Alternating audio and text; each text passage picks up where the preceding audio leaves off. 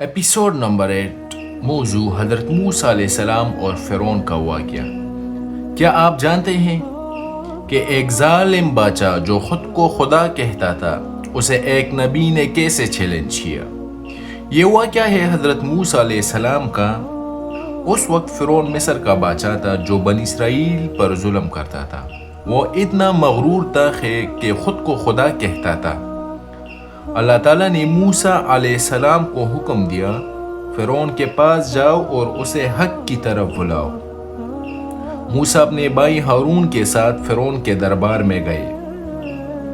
موسیٰ نے کہا، میں اللہ کا رسول ہوں اور تمہیں سچ کی طرف بلانے آیا ہوں۔ فرعون نے انکار کیا اور کہا، اگر تم سچے ہو تو کوئی نشانی دکھاؤ۔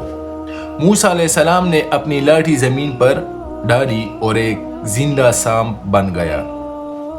جب اپنا ہاتھ نکالا تو وہ چمکنے لگا۔ یہ سب دیکھ کر جادوگر بھی حیران رہ گئے۔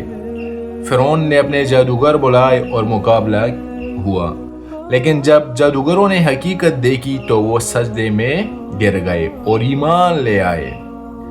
آخرکار اللہ تعالیٰ نے موسیٰ علیہ السلام کو حکم دیا کہ اپنی قوم کو لے کر نکل جائے۔ جب وہ سمندر کے پاس پہنچے تو پیچھے فرعون کا لشکر تھا۔ موسیٰ نے لاٹھی ماری اور سمندر 2 حصوں میں تقسیم ہو گیا۔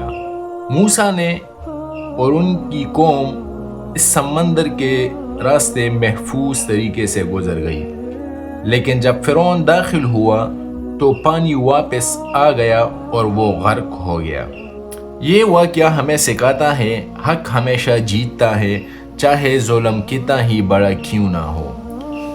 اگر آپ مزید ایمان بڑھانے والی کہانیاں سننا چاہتے ہیں تو ویڈیو کو لائک کریں، شیئر کریں اور چینل کو فالو کریں۔ Thank you.